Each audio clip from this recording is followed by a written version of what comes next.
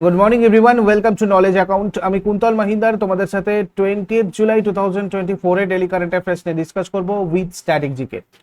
আজকে তোমাদের সন্ধ্যাবেলা 6টার সময় রয়েছে 200 GK marathon class, clerkship, miscellaneous, WBP, KP কনস্টেবলদের জন্য।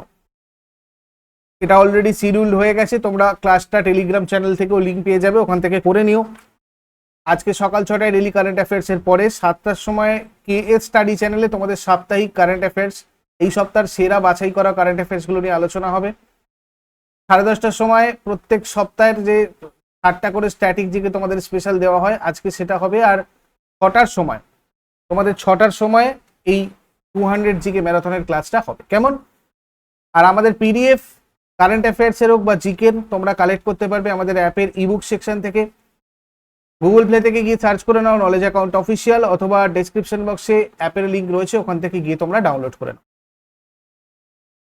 ফার্স্ট কোয়েশ্চেন, কোন রাজ্য সরকার ছেলেদের জন্য লাডলা ভাই যোজনা ঘোষণা করেছে?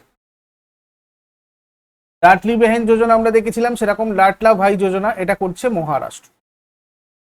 লাডলা ভাই যোজনা মহারাষ্ট্রের যুবকদের জন্য যারা 12th পাস করছে তারা 6,000 টাকা করে প্রতি মাসে পাবে। ডিপ্লোমাধারী শিক্ষার্থীরা প্রতি মাসে 8,000 টাকা করে পাবে। আর যারা স্নাতক হয়েছে তাদের প্রতি মাসে 10,000 টাকা করে দেওয়া হবে। এছাড়াও যুবকদের একটা ফ্যাক্টরিতে 1 বছরের শিক্ষানবিশ হওয়ার সুযোগ দেওয়া হবে, যাতে তারা মূল্যবান কাজের অভিজ্ঞতা অর্জন করে সেই অভিজ্ঞতার ভিত্তিতে তাদের চাকরি সুরক্ষিত করতে পারে।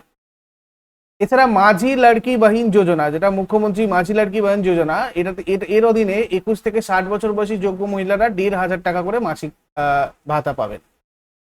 দেখো, মহারাষ্ট্রটা ভারতের পশ্চিম দিকের একটা রাজ্য, আয়তনের দিক থেকে ভারতের 3য় বৃহত্তম রাজ্য। সরকারি ভাষা মারাঠি, বৃহত্তম শহর মুম্বাই, জেলা টোটাল 36টা মহারাষ্ট্রের, আইনসভা দ্বিকক্ষ বিশিষ্ট এখানে বিধানসভাও রয়েছে, বিধান পরিষদও আছে।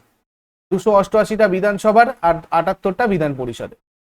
আর লোকসভার আসন তোমার 48টা, রাজ্যসভার 19টা আসন। মুখ্যমন্ত্রী একনাথ শিন্ডে, রমেশ বাইস রাজ্যপাল। মহারাষ্ট্র হাইকোর্টের 1862-তে এস্টাবলিশড হয়েছিল, আমরা জানি। এর অধিক্ষেত্র মহারাষ্ট্র আর গোয়া, অর্থাৎ মহারাষ্ট্র আর গোয়ার বিচার কার্য হয় এই মহারাষ্ট্র হাইকোর্টে, বোম্বে হাইকোর্ট ভারতের প্রাচীনতম হাইকোর্টগুলোর মধ্যে একটা। আর দেবেন্দ্র কুমার উপাধ্যায় বোম্বে হাইকোর্টের প্রধান বিচারপতি। নেক্সট কোয়েশ্চেনে যাবার আগে সবাইকে বলে দিই, ডাব্লিউবিপিএসসি ক্লার্কশিপের প্রিলি আর মেন পরীক্ষার যে ইন্টিগ্রেটেড ব্যাচ আমাদের চলছে, এটাতে তোমরা জয়েন করতে চাইলে ডেসক্রিপশন বক্সে লিঙ্ক আছে, ওখানে গিয়ে তোমরা ডিটেলস জিনিস দেখতে পারো। তার সত্ত্বেও যদি কিছু জিজ্ঞাসা করার থাকে এই হোয়াটসঅ্যাপ নাম্বারে কল অথবা হোয়াটসঅ্যাপ করে নেবে। একই রকম ভাবে পরিবর্তন ব্যাচ, যেটা ডাব্লিউবিপি কেপির সব পরীক্ষার জন্য, এটাতে জয়েন করতে চাইলেও তোমরা এই নাম্বারে যোগাযোগ করে নেবে। এছাড়া দুটো নতুন ব্যাচ স্টার্ট হচ্ছে আমাদের 22 তারিখ থেকে ক্লাস শুরু হবে, তোমাদের 22শে জুলাই পর্যন্ত লাস্ট অফার রয়েছে। এই অফারে তোমরা যদি এই ক্লাসগুলোতে জয়েন করতে চাও, সেক্ষেত্রে এই নাম্বারগুলোতে তোমরা যোগাযোগ করে নাও। কেমন? চলো নেক্সট কোয়েশ্চেন, পল থমাস 3 বছরের জন্য কোন ব্যাংকের এমডি এবং সিইও হিসাবে নিযুক্ত হয়েছে? পল থমাস ইএসএএফ স্মল ফাইন্যান্স ব্যাংকের এমডি আর সিইও হিসাবে নিযুক্ত হয়েছে। এই ইএসএএফ স্মল ফাইন্যান্স ব্যাংক এটা প্রতিষ্ঠিত হয়েছিল 2017 10th মার্চে। প্রতিষ্ঠাতা পল থমাস, মেরিনা পল আর জ্যাকব স্যামুয়েল। এর সদর দপ্তর কেরালার ত্রিশূরে। এমডি এবং সিইও পল থমাসকে, আর চেয়ারপারসন পি আর রবি মোহন। তারপরে কোন ব্যাংক 7.25% সুদের হার সহ একটা 444 দিনের মেয়াদি আমানত প্রকল্প অমৃত বৃষ্টি চালু করেছে? এটা করেছে state bank of India. State bank of India 7.25% সুদের হার সহ একটা 444 দিনের মেয়াদি আমানত প্রকল্প অমৃত বৃষ্টি চালু করেছে। এই স্কিমটা গার্হস্থ আর অনাবাসী ভারতীয় গ্রাহকদের জন্য উপলব্ধ এবং এটা 15 জুলাই 2024 থেকে কার্যকর হবে। ভারতের বৃহত্তম ব্যাংক এই স্কিমে প্রবীণ নাগরিকদের জন্য অতিরিক্ত 0.5% অফার করবে। আর স্টেট ব্যাংক অফ ইন্ডিয়ার 27তম চেয়ারম্যান পদে নিযুক্ত হয়েছেন চাল্লা শ্রীনিবাসুলু শেট্টি। বর্তমানে ইনি রয়েছেন অ্যাকচুয়ালি শ্রী দীনেশ কুমার খাড়া, এনার পরে আসছেন চাল্লা শ্রীনিবাসুলু শেট্টি 28 আগস্টের পর থেকে। স্টেট ব্যাংক অফ ইন্ডিয়ার হেডকোয়ার্টার মুম্বাইয়ে। CFO Kameshwar Rao Kodavanti imperial bank of India state ব্যাংকের আগের নাম ছিল। 1921 থেকে 1955, তার আগে এই তিনটে ব্যাংক জুড়ে ইম্পেরিয়াল ব্যাংক অফ ইন্ডিয়া হয়েছিল। Bank of Calcutta, bank of Bombay, bank of Madras. Dolphy Jose কোন ব্যাংকের হোল টাইম ডিরেক্টর বা এক্সিকিউটিভ ডিরেক্টর হিসেবে নিযুক্ত হয়েছেন? ডলফি জোশ সাউথ ইন্ডিয়ান ব্যাংকের হোল টাইম ডিরেক্টর বা এক্সিকিউটিভ ডিরেক্টর হিসেবে নিযুক্ত হয়েছে। South Indian bank limited is a major private sector bank headquarter at Thrissur, Kerala ত্রিশূরে এর হেডকোয়ার্টার রয়েছে। সিইও রয়েছেন পি আর শেষাদ্রি, প্রতিষ্ঠিত হয় 1929 সালের 25শে জানুয়ারি। আর রিসেন্ট এই ধরনের কিছু অ্যাপয়েন্টমেন্ট আমরা যদি দেখি, অরুণ কুমার বানসাল, তিনি পেটিএম পেমেন্টস ব্যাংকের এমডি আর সিও হিসাবে নিযুক্ত হয়েছিলেন। কোয়ান্ট মিউচুয়াল ফান্ডের সিএফও শশী কাটারিয়া হর্ষল প্যাটেলের জায়গায়। ওরিয়েন্টাল ইন্স্যুরেন্স কোম্পানি লিমিটেডের ইডি রশ্মি বাজপেয়ী এবং অমিত মিশ্র। জিআইসি ইডির হিতেশ রমেশচন্দ্র যোশী আর Radhika CS. National insurance company লিমিটেডের ED Prasad CG and T Babu Paul. তারপরে power within the leadership legacy of Narendra Modi বইটার লেখককে?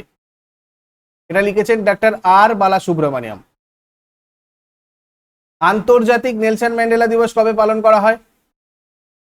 18 জুলাই পালন করা হয় আন্তর্জাতিক নেলসন ম্যান্ডেলা দিবস। দরিদ্র বর্ণবিদ্বেষী আর সামাজিক অন্যায়ের বিরুদ্ধে আন্দোলনকারী নেতা এই নেলসন ম্যান্ডেলাকে শ্রদ্ধা জানাতে প্রত্যেক বছর এই দিনটা পালন করা হয়। United Nations ARES 64/13 resolution pass করার পর 2009 সাল থেকে এই দিবসটা উদযাপন করা হচ্ছে। 2024-এর থিম কি ছিল? Combating poverty and inequality in our hands. Combating poverty and inequality is in our hands. ইনি 1993-তে নোবেল পুরস্কার পেয়েছিলেন।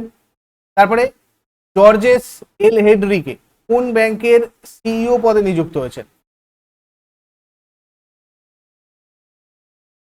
HSBCর ব্যাংকের চিফ এক্সিকিউটিভ অফিসার পদে নিযুক্ত হচ্ছেন জর্জেস এল হেডরিকে। এই HSBC ব্যাংকের হেডকোয়ার্টার লন্ডনে রয়েছে। Founder Thomas Sutherland. এটা 3 মার্চ 1865 এস্টাবলিশড হয়েছিল, মানে হংকংয়ে। তারপরে কে থানে থেকে বরিভালি ভারতের বৃহত্তম থানে থেকে বরিভালি পর্যন্ত ভারতের দীর্ঘতম এবং বৃহত্তম আরবান টানেলের উদ্বোধন করেছেন? তো এটা উদ্বোধন করেছেন প্রধানমন্ত্রী নরেন্দ্র মোদী। 13 জুলাই 2024-এ থানে বরিভালি টুইন টানেল উদ্বোধন করেছেন। 11.8 কিলোমিটার এই টানেলটা থানে আর বরিভালির মধ্যে, যেটা 1 ঘন্টা সময় লাগতো সেটাকে 12 মিনিটে করে দেবে। Mumbai metropolitan region development authority দ্বারা থানে বরিভালি টুইন টানেল করতে খরচ হচ্ছে প্রায় 16,000 কোটি টাকা। টানেলের দৈর্ঘ্য 11.8 কিলোমিটার। এটার রুট হচ্ছে তোমার থানের দিক থেকে বরিভালিতে জাতীয় সড়ক 8 পর্যন্ত। আনুমানিক খরচ 16,000 কোটি। অপারেশনাল লেন, 2টো অপারেশনাল লেন রয়েছে, আর তার মধ্যে একটা জরুরি। ভ্রমণ সময় হ্রাস যদি দেখি 1 ঘন্টা যাত্রাটা 12 মিনিটে করে দেবে এই টানেল। কার্বন নির্গমন হ্রাস প্রতি বছর প্রায় তোমার 1.5 লাখ MT। সমাপ্তির লক্ষ্য মে 2028-এ এটা মোটামুটি শেষ হবে। তারপরে এশিয়ান ডেভেলপমেন্ট ব্যাংক ভারতের রুফটপ সোলার সিস্টেমস এর জন্য কত মিলিয়ন ঋণ অনুমোদন করেছে? ভারতের রুফটপ সোলার সিস্টেমের জন্য ঋণ দিচ্ছে এশিয়ান ডেভেলপমেন্ট ব্যাংক। দেখো, $240.5 million. India aims to achieve about 50% of cumulative electric power installed capacity from non-fossil fuel energy sources by 2023। 2030-এর মধ্যে এটা করবে, in line with its global commitments to reduce carbon emissions। আর Asian development ব্যাংকের সদর দপ্তর কোথায় রয়েছে? ফিলিপিন্সের মান্দালুয়াংয়ে রয়েছে। এটা প্রতিষ্ঠিত হয় 1966-তে। সভাপতি রয়েছেন মাসাতসুগো আসাকাওয়া। সদস্যপদ এখন 68 দেশের মেম্বার কান্ট্রি রয়েছে। তারপরে কে পাকিস্তানের প্রথম মহিলা হিসাবে লাহোর হাইকোর্টের প্রধান বিচারপতি হিসাবে শপথ নিয়েছেন? পাকিস্তানের প্রথম মহিলা হিসাবে লাহোর হাইকোর্টের প্রধান বিচারপতি হিসাবে শপথ নিয়েছেন আলিয়া নীলুম। বিচারপতি আলিয়া নীলুম প্রথম মহিলা পাকিস্তানের লাহোর হাইকোর্টের প্রধান বিচারপতি হিসাবে শপথ নিয়েছেন, প্রথম মহিলা হিসাবে। পাকিস্তানের অন্তর্গত পাঞ্জাব প্রদেশের গভর্নর সর্দার সেলিম হায়দার খান তাকে শপথ বাক্য পাঠ করান এবং এই অনুষ্ঠানে উপস্থিত ছিলেন পাঞ্জাব প্রদেশের প্রথম মহিলা মুখ্যমন্ত্রী মরিয়ম নওয়াজও। তারপরে আন্তর্জাতিক ন্যায় দিবস কবে পালন করা হয়? দেখো, এটা প্রত্যেক বছর পালন করা হয় 17ই জুলাইয়ে। আন্তর্জাতিক অপরাধীদের বিচারের ক্ষেত্রে স্বদেশীয় বিচার পদ্ধতির স্বীকৃতি দেওয়ার জন্য প্রত্যেক বছর এই দিনটা পালন করে দেওয়া হয়। এবার আগের দিনের হোমওয়ার্ক গুলো সবাই দেখো। ত্রাসের নদী নামে কোন নদী পরিচিত? এর উত্তর হয়ে যাবে তিস্তা। আর অজয় নং বা অজয় নদী কোন রাজ্যে উৎপন্ন হয়েছে? এর উত্তর হয়ে যাবে বিহার। আর আজকে তোমাদের জন্য প্রশ্ন থাকবে, মহানন্দা নদী কোন জেলায় উৎপন্ন হয়েছে? কোপাই কোন নদীর উপনদী? এগুলো শেষকালে আমায় কমেন্টে জানাও। শর্ট করে আগের দিনের গুলো কুইক রিভাইজ করে নেবো। যারা যারা লাইভে রয়েছে অ্যান্সার করার চেষ্টা করো। 19 জুলাই 2024 এর কোয়েশ্চেন্স কি ছিল দেখো। নবম মহিলা ক্রিকেট এশিয়া কাপের আয়োজক কোন দেশ? শ্রীলঙ্কা। স্কোয়াশ খেলোয়াড় সূর্য বাওয়া 2024 সালের বিশ্ব জুনিয়র স্কোয়াশ চ্যাম্পিয়নশিপে কোন পদক জিতেছেন?